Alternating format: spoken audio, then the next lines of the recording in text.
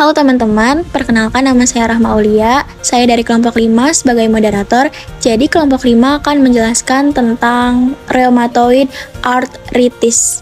Nah, jadi ini anggota kelompok 5 ada Fitri Romadoni, Ilham Nurwahyudi, Rahma Aulia, dan Nia Saniako. Jadi yang pertama itu ada pengertian dari rheumatoid arthritis. Apa sih? Jadi, penyakit kronis sistemik inflamasi yang tidak diketahui penyebabnya.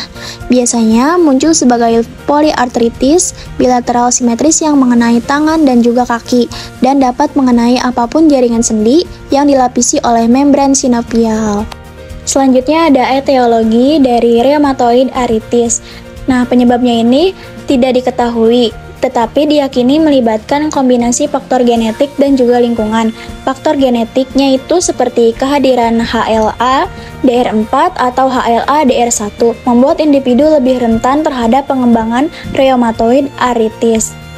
Nah, ada juga faktor lingkungan seperti merokok, infeksi, atau trauma. Ini dapat memicu reaksi autoimun yang mengarah pada pengembangan rheumatoid arthritis. Nah, selanjutnya ada juga patogenesis. Patogenesis rheumatoid arthritis ini melibatkan reaksi autoimun yang dipicu oleh faktor luar pada individu yang genetiknya sensitif.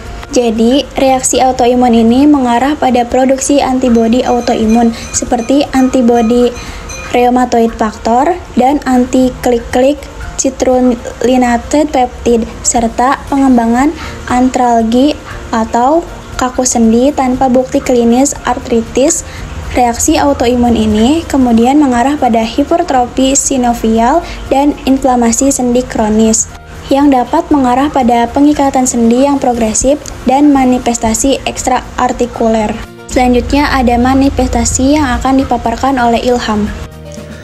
Lalu ada manifestasi. Ciri khas RA adalah poliartritis simetris yang persisten, yang mengenai tangan dan kaki. Manifestasi lainnya termasuk pengikatan sendi yang progresif, pengaruh ekstraartikuler, kesulitan dalam melakukan aktivitas sehari-hari, dan gejala konstitusi seperti demam, kelelahan, dan kelemahan. Dan selanjutnya ada pengobatan farmakologis yang akan dipaparkan oleh Fitri. Pengobatan farmakologis. Pengobatan rheumatoid arthritis biasanya melibatkan obat modifikasi penyakit rheumatoid DMARDS yang bertujuan untuk mengurangi gejala dan menghambat pengikatan sendi.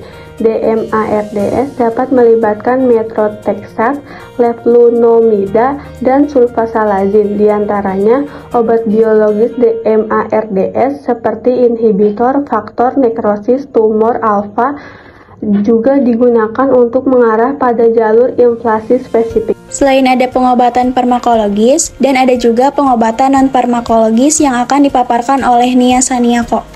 Selain pengobatan farmakologis, ada juga pengobatan non-farmakologis.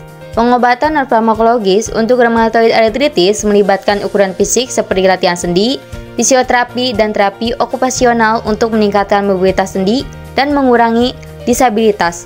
Selain itu juga, modifikasi gaya hidup seperti menjaga berat badan agar seimbang, berhenti merokok, dan melakukan aktivitas fisik dapat membantu mengelola gejala dan menghambat pengikatan sendi. Jadi kesimpulannya, rheumatoid arthritis adalah penyakit kronik sistemik inflamasi yang dapat mengenai apapun jaringan sendi yang dilapisi oleh membran sinovial. Penyebab dari penyakit ini sendiri diyakini karena faktor genetik dan juga lingkungan. Lalu, patogenesis melibatkan reaksi autoimun yang dipicu oleh faktor luar pada individu yang genetiknya sensitif. Sedangkan, ciri dari rheumatoid arthritis sendiri seperti kesulitan dalam melakukan aktivitas sehari-hari. Nah, untuk pengobatan farmakologisnya melibatkan obat modifikasi penyakit rheumatoid, dan pengobatan non-farmakologisnya melibatkan ukuran fisik dan memodifikasi gaya hidup.